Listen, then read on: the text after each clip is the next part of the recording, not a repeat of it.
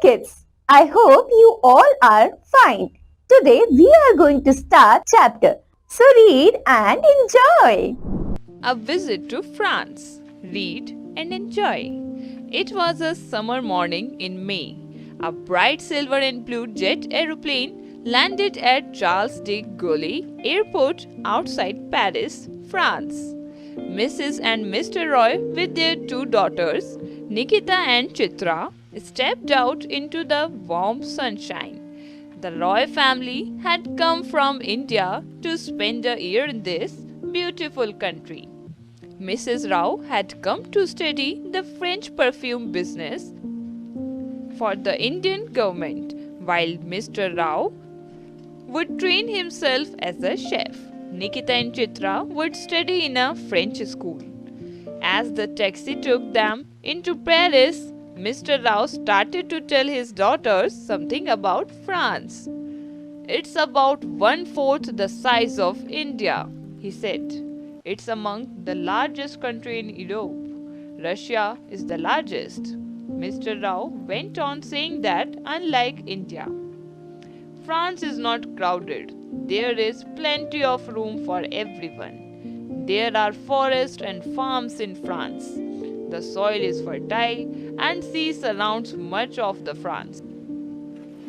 So, one can't find short of good fresh vegetables, fruits, grains, meat and fish to eat.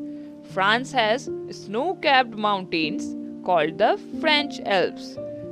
France also have broad rivers and plains where the cattle graze on luscious grass.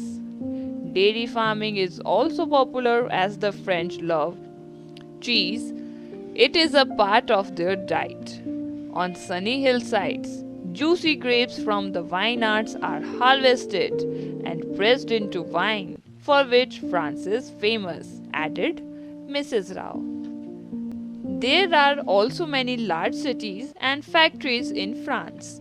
The country has almost everything that people need for a comfortable and happy life. Suddenly, Chitra pointed and said excitedly, "Oh, look! There stands the amazing Eiffel Tower. It really just like it does on postcards." "Yes, you are absolutely right, Chitra," said Mr. Rao. "The Eiffel Tower is a symbol of France, just like the Taj Mahal is a symbol of India. Paris is a very beautiful old city. The white stone buildings in the city gleam in the sun.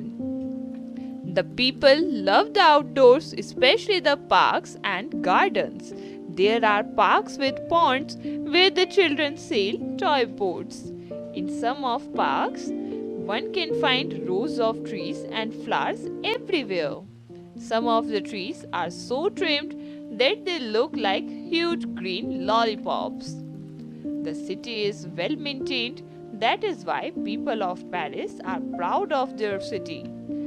This is one of the main reasons why tourists get attracted to visit this city and speak highly of it. Paris is the largest and capital city of France. Most highways and railways in France connect to Paris. Many people in other parts of France and the world often dress according to the fashions of Paris.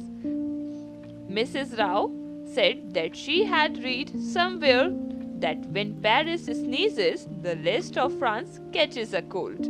Her family laughed. The Roy's taxi crossed a bridge over the Seine, the river that winds through Paris like a wet grey ribbon.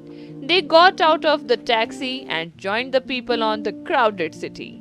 They went past sidewalks, cafes where people sat at little tasks outdoors, eating, drinking, and talking. There was much to see in Paris, and Mr. Rao took the family to visit Musée de Louvre, one of the finest museums in the world. A few weeks passed, the Roys left to visit the rest of France.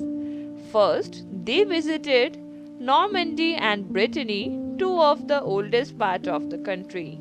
Nikita and Chitra knew that Brittany is a peninsula and that part of Normandy is a peninsula too. That is, the land reaches out into the sea. The Roy family found this part of the country very cool and pleasant. Sometimes there were storms from the sea, and almost every day it rained a little. The people live here are mainly farmers and fishermen. They seem a little old fashioned. They had no interest in trying some new things like that of the people in other parts of France. The Roys also never missed the opportunity to visit the old seaports. The picture of olden days fashioned in their eyes as they knew that long ago, soldiers and colonists had sailed from there using the wooden sailing ships. During the end days of World War II, big guns had thundered there. Bombs had exploded and bullets had ripped through the trees and gardens. However, this time when the Roy family visited the place, the sea coast and countryside looked calm and very peaceful. I hope you enjoyed this chapter. We will meet in the next chapter. Thank you so much.